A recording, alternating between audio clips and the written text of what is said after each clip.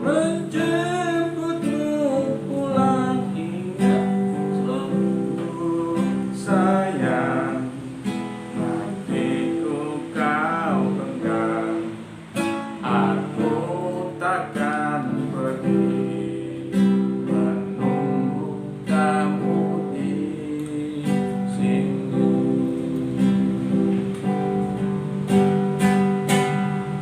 Ya, selamat berjumpa kembali. Assalamualaikum warahmatullahi wabarakatuh. Kepada anak-anakku kelas 10 peserta didik SMK Muara Indonesia dalam mengikuti masa pengenalan lingkungan sekolah. Pada kesempatan yang baik ini, saya ingin menyapa semuanya. Apa kabar? Apa kabar? Baik ya semua ya? Sehat? Ya. Nah, pada kesempatan ini ingin menyampaikan materi yang temanya adalah Wiyata Mandala.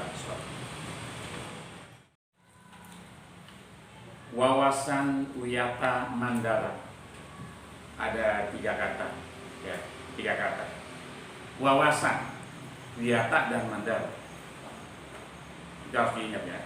Wawasan itu suatu pandangan, suatu sikap, ya, yang terkait dengan sesuatu yang kita mandang atau misalnya.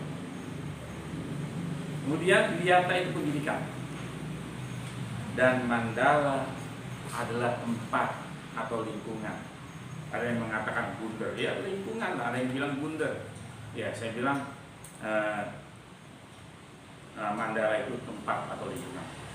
Jadi wawasan Wiyata Mandala ini sikap menerima dan bertanggung jawab oleh siapa ya terhadap lingkungan sekolah sebagai tempat untuk menuntut, untuk mencari, untuk menggali ilmu pengetahuan. Ya.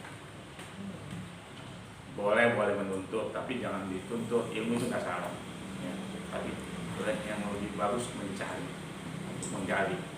Di sekolah ini adalah tempat kita untuk menggali ilmu pengetahuan, menjadikan bekal dalam kehidupan kita yang selanjutnya di tengah-tengah masyarakat. Unsur-unsur Wiyata Mandala. 1, sekolah, yang jelas sekolah. Kemudian ada kepala sekolah, ada guru, dan juga ada orang tua peserta didik, ya. Kemudian keluarga sekolah. Itu unsur-unsurnya. Kemudian juga ada prinsip-prinsip, ya, prinsip sekolah, yaitu menentang masuknya paham, ya, yang dapat menimbulkan pertentangan, ya, antara suku, agama, dan lain-lain, ya. Nggak ada tuh, ya. Nggak boleh sekolah itu di dalamnya, ya. Yang jelas sekolah menentang masuknya paham-paham. Kita nggak boleh. Misalnya ada sekolah diajak untuk berpolitik, nah, itu bisa menimbulkan perpecahan, pertentangan. Kemudian prinsip yang berikutnya adalah menjadi teladan. Sekolah itu menjadi teladan masyarakat. Ya. Dari pengertian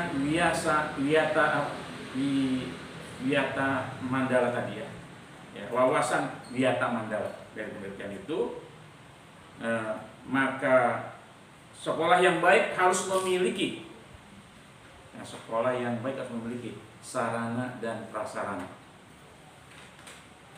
SMK Muara Indonesia kita bisa lihat sarananya baik, ya. Sarana itu yang langsung, ya, yang langsung untuk mencapai tujuan pendidikan, yaitu sarana itu baik, ya. Ruang kelasnya, kemudian punya buku-buku untuk belajar. Kemudian kalau kita lihat tuh ada laboratoriumnya, ya, untuk akuntansinya ada, untuk administrasi perkantorannya ada, untuk bahasa, semuanya menggunakan komputer, kan, ya, semua itu laboratoriumnya. Kemudian juga ada perpustakaannya, nah, itu semua di sana, ya. Dan lain sebagainya. Itu yang menunjang langsung untuk mencapai tujuannya pendidikan. Yang berikutnya adalah prasarana. Ini yang tidak langsung. Ya. Apa itu misalnya? Ya, lokasi sekolah, kemudian bangunannya, ada lapangan olahraganya, ya, lengkap itu bisa lihat. Kemudian yang berikutnya adalah harus memiliki tenaga edukatif, tenaga pendidik yang baik, jelas, ya. Untuk Muara Indonesia itu guru-gurunya saya katakan profesional, ya, guru-gurunya profesional. Kemudian ada mempunyai hubungan yang harmonis. Nah, sekolah itu harus mempunyai hubungan yang harmonis. Kalau dalam wawasan kegiatan itu, hubungan yang harmonis antara orang tua, murid dengan gurunya, antara guru dengan guru-gurunya. Ya, ada hubungan yang harmonis antara siswa dengan siswa dan semuanya. Bukan saja itu, ya. Dengan masyarakat yang ada di sekitar sini, ya, masyarakat sekolah dan juga yang ada di luar sekolah punya hubungan yang baik, ya. Itu merupakan yang harus dimiliki oleh sekolah, ya, yang baik. Kemudian terciptanya lingkungan yang bersih, ya, kita bisa lihat di sekolah ini bersih. Sekarang sih bersih memang. Tapi kalau masuk, yang bikin kotor siapa itu? Nah, yang bikin kotor itu anak-anak kita, anak-anak sekolah, anak-anak saya, anak kami, ya. Sampah di sini, sampah di kolong meja, ya, sampah di kolong meja. Kalau sekolahnya sehari Sabtu, ya, libur. Berarti Sabtu Minggu libur, Senin itu udah busuk baunya. Lingkungan yang bersih, itu udah makanannya udah banyak kotoran itu, ya. Makanan itu busuk, basi. Apa itu? Mie masih ada sisanya. Coba. Tikus pada berebut. Jangan tikus tentu, ya. Bau itu, ya. Terciptanya lingkungan yang bersih, ya. Lingkungan yang bersih adalah lingkungan luar sekolah, dalam sekolah, ya. Dan kelas ini harus bersih. Makanya nanti kalau udah masuk kalian jaga kebersihan kelasnya, ya. Jaga kolong meja itu. Makanya nggak ada yang makan di dalam kelas waktu istirahat. Biasa aja, ya. Itu apa ya? Kuah apa itu, ya? Bau banget di kelasnya itu. Ya. Bakso, kuah cilok kali nggak tahu saya itu, ya. Ya. Kemudian lingkungan, kalau lingkungan bersih maka lingkungan sehat, dikatakan, ya, sehat. Lingkungan sehat, bersih, sehat. Dan jaga dia kebersihan. Jaga kebersihan kita itu.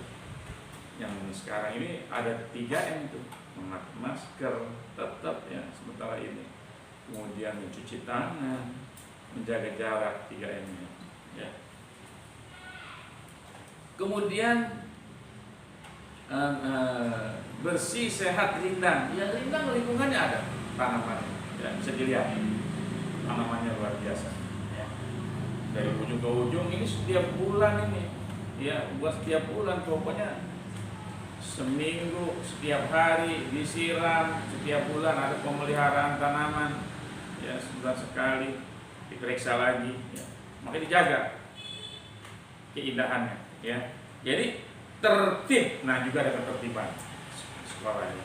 Sekolah yang baik, sekolah yang tertib, ya. Punya aturan-aturan, ya. Kemudian juga sekolah yang baik, sekolahnya indah, ya. Masuk kemari lihat saja, kita lihat, enak, sejuk, ya, ya, sejuk dan segar, ya. Lingkungannya di dalam, bukan di pinggir kota atau bukan di dalam kota. Yang di sini memang mesti kendaraan yang lewat memang karena di pinggir jalan, tempat atau lokasi yang strategis, ya. Kemudian untuk mencapai semuanya tadi, ya, mencapai bersih, sehat, rindang, tertib, indah, sejuk dan segar, ini juga ada yang namanya disiplin. Ya, kedisiplinan. Sekolah memiliki kedisiplinan, yaitu tata tertib yang baik tentunya, yang harus ditaati, yang harus diikuti oleh seluruh warga sekolah. Kemudian tumbuh di dalam wawasan Wiyata Mandala itu semangat, kita semangat ya, semangat untuk maju, semangat untuk bekerja keras. Nih kita ya, semangat untuk maju, semangat untuk bekerja keras, bekerja berkualitas, bekerja tuntas, bekerja mawas, dan bekerja ikhlas. Semangat itu. Makanya kalau nggak benar-benar kita belajar untuk mencapai tujuan kita, nggak akan sampai. Ya. Dan memang kita harus ikuti semua aturan-aturan sekolah ini. Ya. Inilah yang namanya prinsip yang ada di dalam wawasan Wiyata Mandala. Bagaimana anak-anakku? Ya, jelas semuanya. Ya, kita bisa lihat itu. Harus kita ikuti semuanya aturan-aturan yang ada di sekolah. Kalau yang sekolahnya biasanya kurang disiplin, di SMP-nya nggak disiplin, maka siap-siap di sini kalau nggak sanggup bisa mental. Ya. Banyak itu yang mental, ya. Wah, nggak sanggup Pak. Di sini disiplin banget Pak. Ya memang kalau kita mau sukses itu disiplin. Ya. Kalau yang saya bilang itu untuk mencapai kesuksesan NKRDIT itu singkatan saya. NKRDIT. Apa itu N-nya? Punya niat. Datang ke sekolah ini benar-benar punya niat untuk belajar. Ya. NK-nya punya kemauan, niat doang nggak cukup. Ya, niat doang nggak cukup. Ini menyangkut disiplinan ya, antara lain. Niat doang nggak cukup, ya harus punya kemauan. NKR-nya rajin. Ya, ini termasuk dalam tertib. Rajin datang pagi-pagi. Ya, rajin untuk belajar. NKRD, D-nya disiplin. Disiplin. Nah, semuanya dikerjakan NKRD-nya dengan ikhlas. Dengan ikhlas. Ya. Kalau kita dengan ikhlas, insya Allah T-nya tercapai cita-cita kita. Jadi sekolah dalam wawasan Wiyata Mandala ini adalah untuk menggali atau mencari ilmu untuk memberikan diri bekal dalam kehidupan di masyarakat kelak. Sehingga insya Allah kalau kita masuk kemari dalam tema sini, wawasan Wiyata Mandala masuk ke SMK Malaysia, insya Allah kalau kita melaksanakan dengan tadi menjadi orang-orang yang sukses, menjadi orang-orang yang bersih, berhasil, sukses dalam keadaan beriman dan bertakwa. Ya, mudah-mudahan termasuk kalian anak-anakku kelas 10 akan kelak menjadi orang-orang yang sukses, yang berhasil berguna bagi nusa dan bangsa serta agama dan juga di masyarakatnya, menjadi orang yang diperhitungkan, jangan orang yang dihitung. Ya. Kalau cuma dihitung doang ya dihitung doang, diperhitungkan akan dibutuhkan di tengah-tengah masyarakat. Barangkali ini yang dapat saya sampaikan dalam waktu singkat wawasan Wiyata Mandala. Lebih kurangnya mohon maaf. Salam sukses, salam untuk orang tua kalian, untuk selalu mendukung kalian, mudah-mudahan dan dimurahkan rezekinya, barakah, panjang umur, sehat walafiat. Akhirul kalam, wassalamualaikum warahmatullahi wabarakatuh.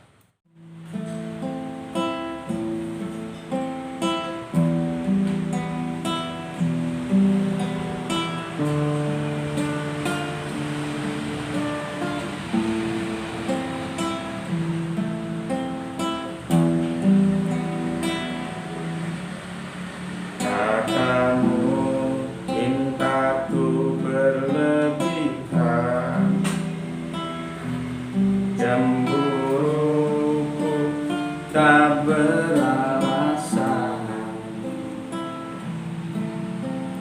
membuat dirimu tak nyaman. Maafkan aku sayang, aku takut kehilangan dirimu. Aku takut kehilanganmu. Aku takut kehilangan cintamu.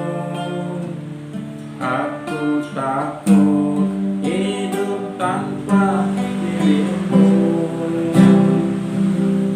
Aku tak akan bisa, aku yang bisa gila bila kau pergi meninggalkanku.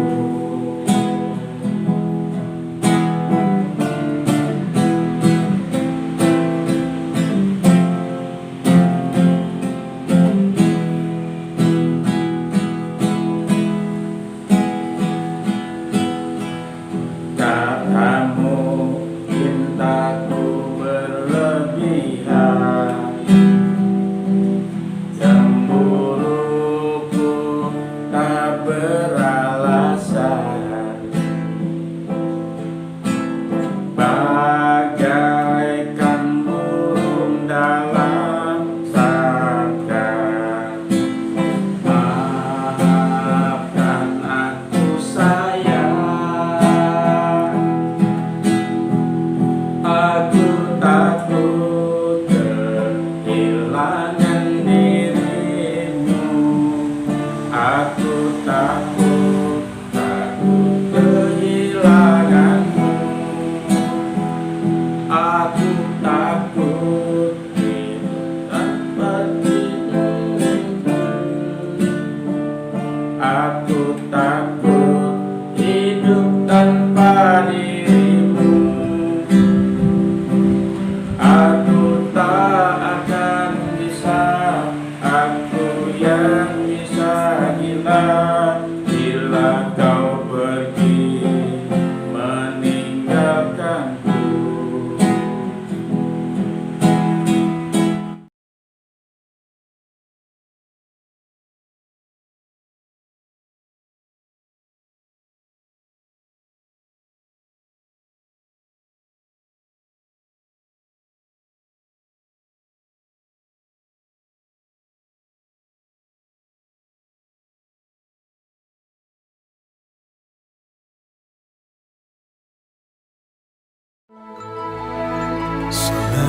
Salatullah, salamullah ala toha rasulillah. Salatullah, salamullah ala yasin habibillah.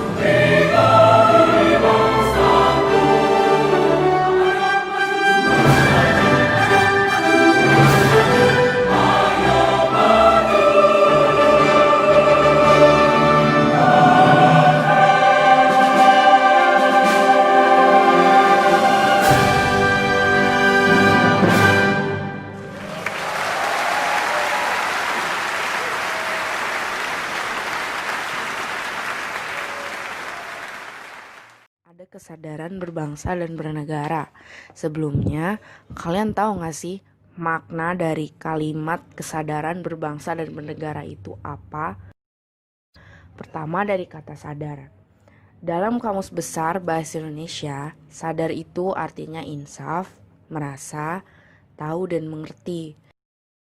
Jadi, makna dari kata kesadaran dalam kalimat kesadaran berbangsa dan bernegara itu adalah menyadari bahwa bangsa Indonesia itu berbeda dengan bangsa lain, khususnya dalam konteks sejarah berdirinya bangsa Indonesia. Kesadaran berbangsa dan bernegara ini bisa loh mempengaruhi banyak aspek kehidupan dari warga negara Indonesia.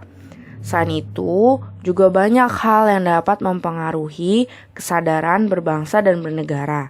Salah satunya adalah dinamika kehidupan warga negara yang telah memberi warna terhadap kesadaran berbangsa dan bernegara tersebut. Selain dari warga negara Indonesia itu sendiri, dinamika kehidupan bangsa-bangsa lain di berbagai belahan dunia tentu juga telah memberi pengaruh besar terhadap kesadaran tersebut. Perkembangan ilmu pengetahuan dan teknologi atau iptek merupakan faktor utamanya. Faktor tersebut membuat dunia semakin terbuka lebar sehingga bangsa-bangsa di dunia ini bisa saling terhubung. Seluruh elemen masyarakat harus ikut bertanggung jawab menanamkan kesadaran ini.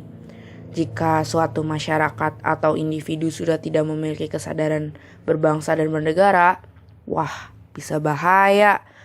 Karena bangsa ini akan jatuh ke dalam kondisi yang sangat parah, bahkan jauh terpuruk dari bangsa-bangsa lain yang telah mempersiapkan diri dari gangguan eksternal.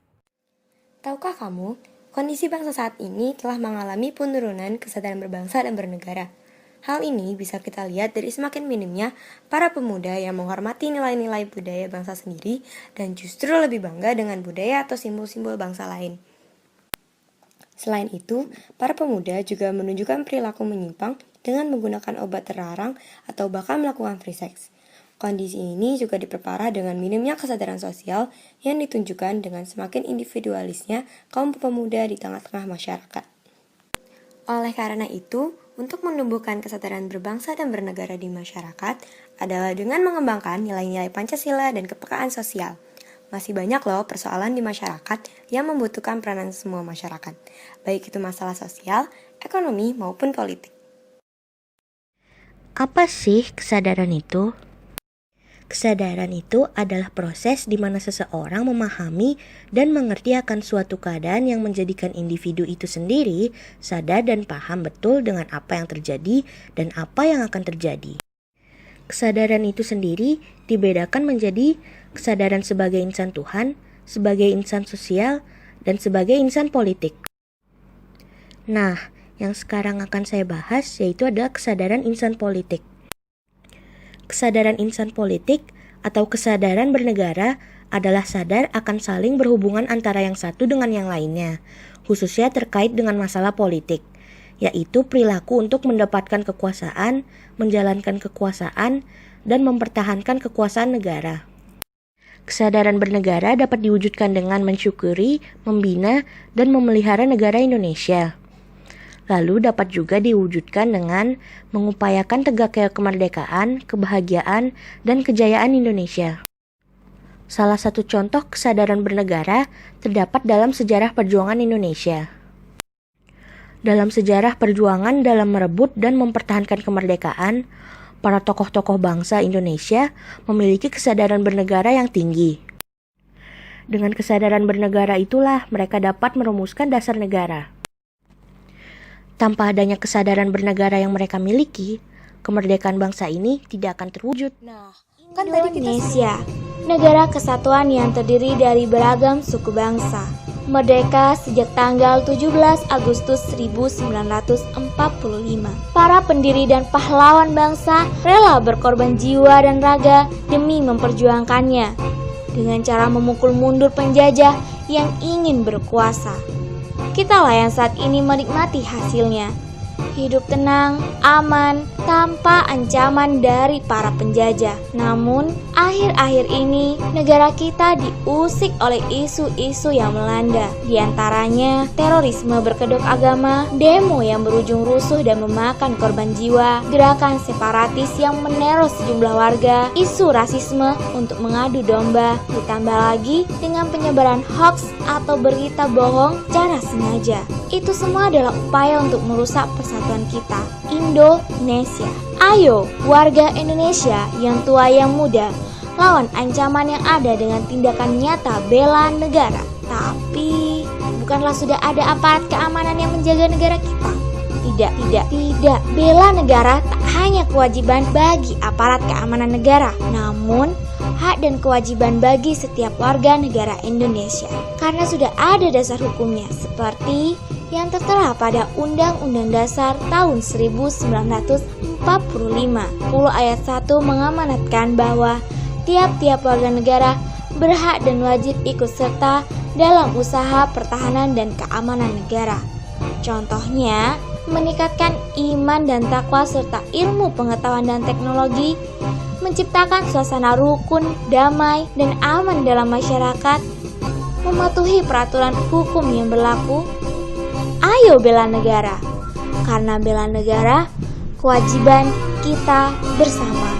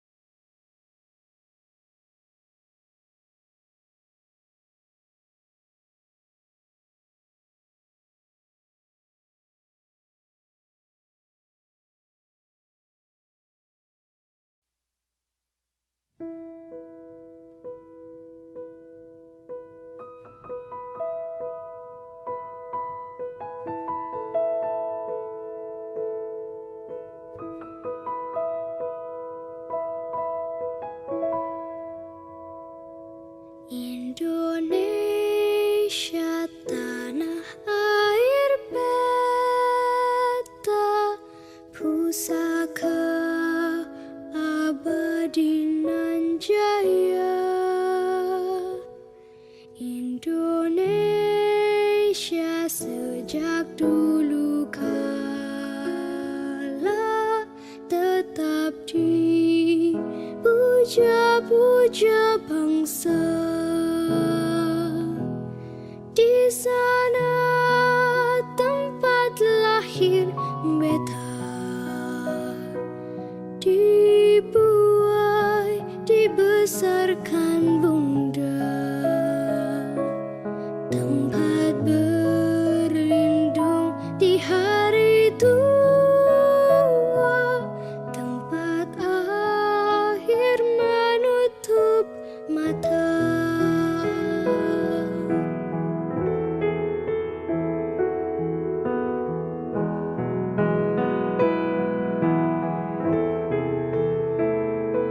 Sungguh indah tanah air beta, tiada bandingnya di dunia. Karya indah Tuhan Maha Kuasa bagi bangsa yang memujanya. Indonesia ibu pertiwi, kau ku puja, kau ku kasihi. Tenagaku bahkan pun jiwaku kepadamu rela ku beri.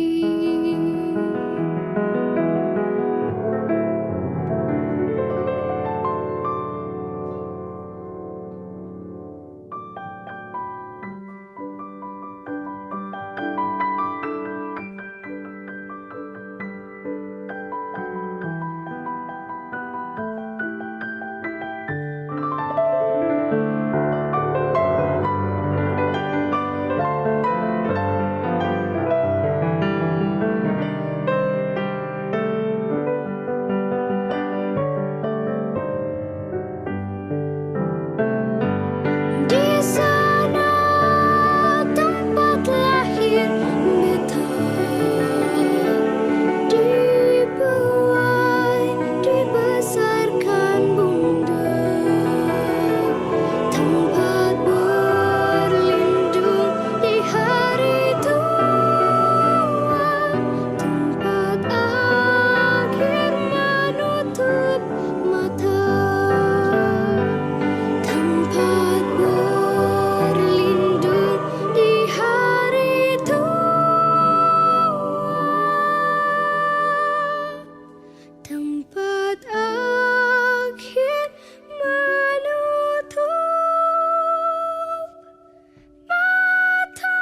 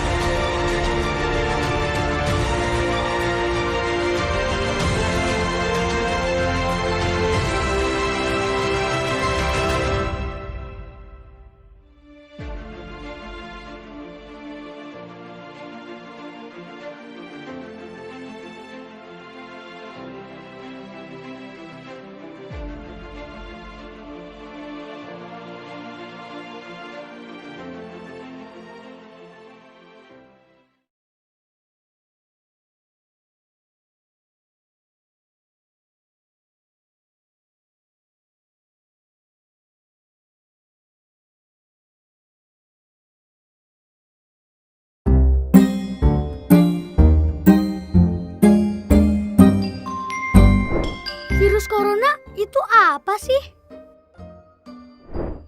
Libur sekolah kali ini rasanya aneh deh. Gak boleh main ke taman, gak boleh ke mall, main sama temenku juga gak boleh. Ayah dan ibuku juga di rumah terus. Tapi kadang ibu harus belanja ke pasar. Terus ayah bilang ke ibu, "Ibu, nanti di pasar jaga jarak ya sama orang-orang." Jaga jarak? Kok kayak mobil sih? Dan waktu ibu pulang, aku berlari untuk memeluk ibuku. Tapi ibu malah bilang, "Jangan dekat-dekat ibu." Aku sedih. Orang-orang pada kenapa sih? Tapi akhirnya aku mengerti. Kalau jaga jarak itu penting. Karena kita sedang berusaha menghindari virus corona. Virus corona adalah virus yang baru ditemukan. Dalam bahasa Latin, corona artinya mahkota. Begitu virus corona masuk ke paru-paru, dia mulai merusak tubuh kita. Kita jadi sakit, demam, bersin, batuk-batuk. Ketika batuk, percikan ludah ikut keluar dari mulut kita. Virus corona dengan menumpangi percikan ludah kita masuk ke tubuh orang lain, kemudian menuju paru-parunya. Meskipun tidak semua orang jadi sakit, tapi virus corona dapat menempel pada siapapun. Karena virus ada di mana-mana. Di rak buku, di taman bermain, di mainan, bahkan di lift yang kelihatan bersih dan mengkilap. Kalau ada orang yang mencet tombol, kemudian dia menyentuh mulutnya, virus corona bisa langsung masuk. Virus corona itu licik banget. Tapi aku tahu caranya biar terhindar. Salah satunya adalah dengan memakai masker. Ketika virusnya melesat ke arah kita, masker langsung menghalang mereka. Aku juga lebih sering cuci tangan pakai sabun alias CTPS. Aku sukanya bikin busa yang banyak untuk membunuh virus-virus itu. Dan begitu mereka mati, langsung kubilas dengan air bersih. Wih, aku menang! Aku menang!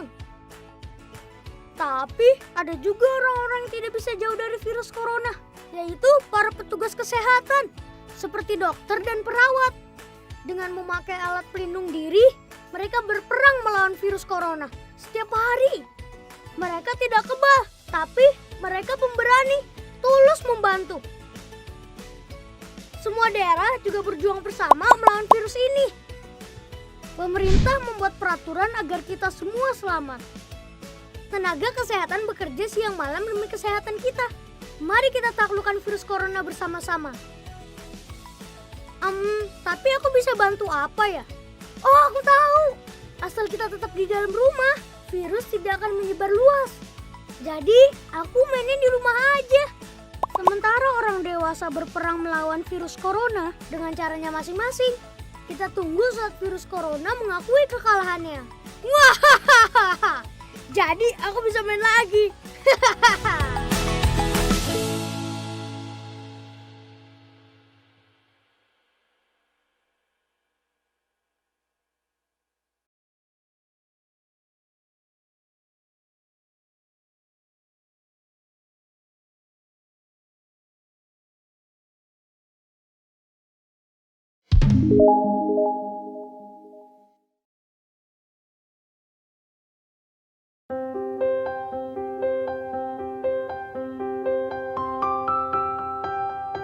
Untuk anak-anak yang sekolahnya sudah diizinkan dibuka, ada panduan seru belajar kebiasaan baru yang harus diikuti ya ayah bunda, agar terhindar dari penularan COVID-19.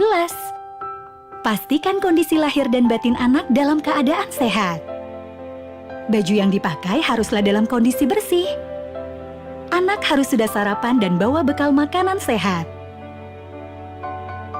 Ingatkan anak supaya tidak pinjam-meminjam perlengkapan pribadi. Jangan lupa maskernya ya. Ini? Terima kasih, Bunda. Ingatkan anak untuk cuci tangan pakai sabun setelah menggunakan transportasi publik atau antar jemput. Hindari menyentuh permukaan benda-benda, serta jaga etika batuk dan bersin selama di jalan. Jaga jarak aman di perjalanan. Jaga jarak, jangan sampai virus menyerang. Nah, yang pakai ojek online, sebaiknya bawa helm sendiri ya.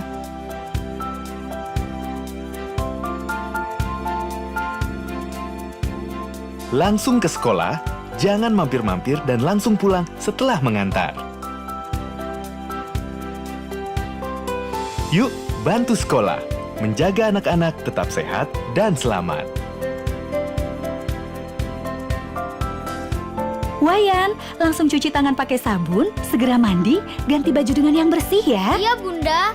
Ayah, Bunda, jangan sampai terlewat panduan langkah sehat anak sekolah di tengah pandemi. Yuk, jaga kesehatan mereka, biar anak-anak sehat dan selamat saat seru belajar kebiasaan baru.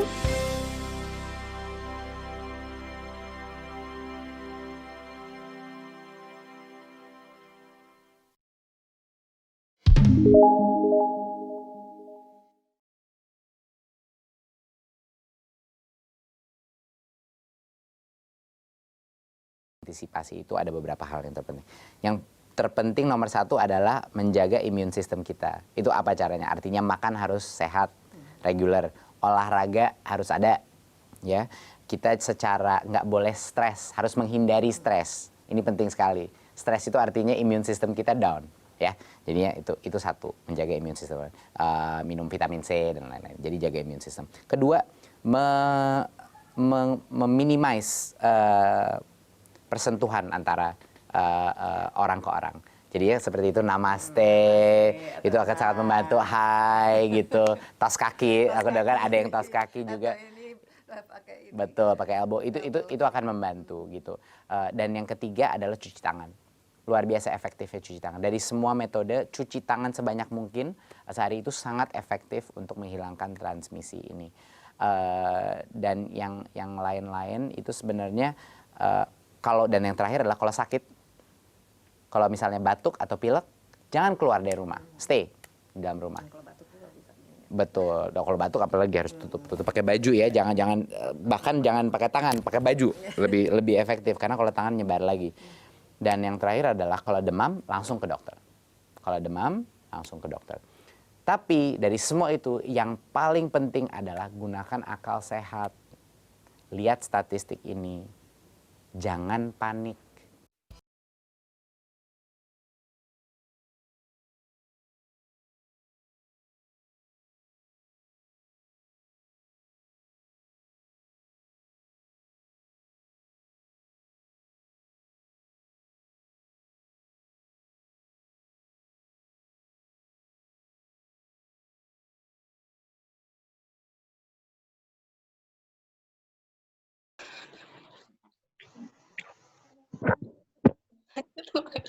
Bismillahirrahmanirrahim.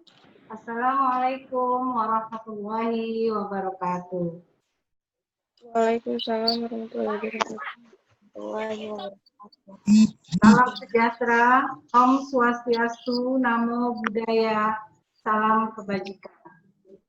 Alhamdulillahirabbil alamin, puji syukur kita panjatkan kehadirat Allah Subhanahu wa taala bahwasanya pada pagi hari ini kita sama-sama dapat hadir pada acara penutupan MPLS SMK Muara Indonesia tahun pelajaran 2020-2021. Alhamdulillah, mudah-mudahan kita semua selalu diberikan kesehatan oleh Allah Subhanahu wa taala dan diberikan kesejahteraan untuk bisa melaksanakan kegiatan ini sampai dengan akhir.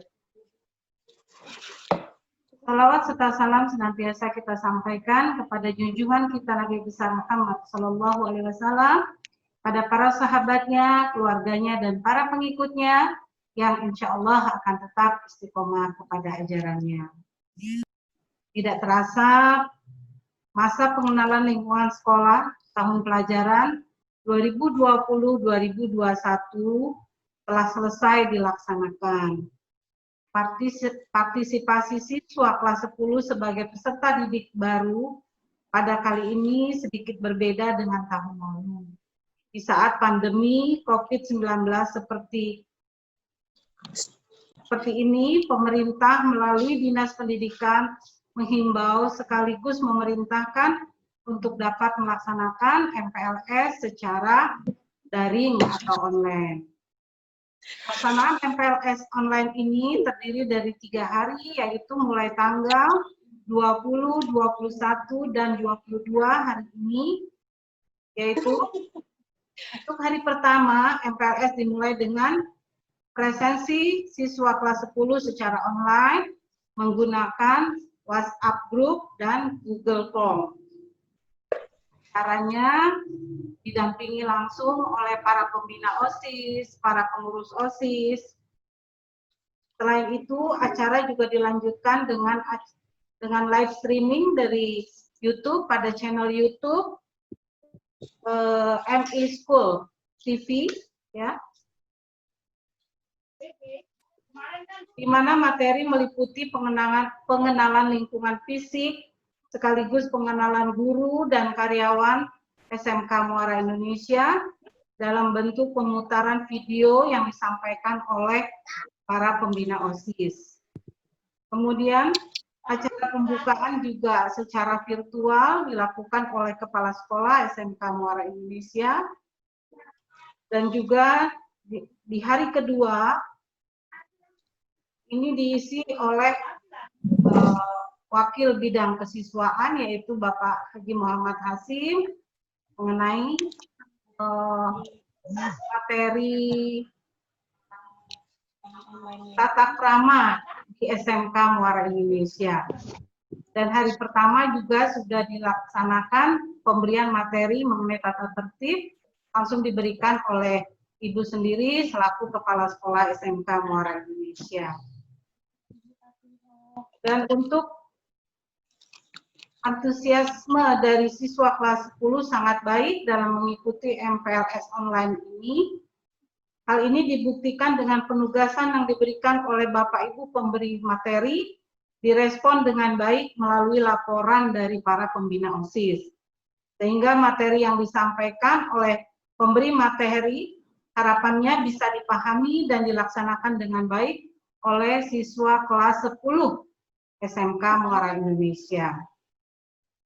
MPLS hari terakhir dilaksanakan dengan lancar pada tanggal 22 Juli 2020, dan pada hari terakhir ini siswa diberikan materi terkait dengan informasi mengenai wawasan Wiyata Mandala, cara belajar efektif di SMK Muara Indonesia, dan tata cara pembelajaran yang diberlakukan di SMK Muara Indonesia nanti akan semua diberikan di hari terakhir, dan alhamdulillah sudah tersampaikan.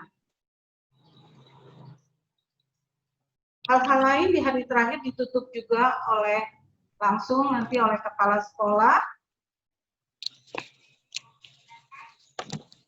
yang secara esensial bahwa pengenalan lingkungan sekolah tetap tersampaikan dan dapat dipahami oleh siswa kelas 10.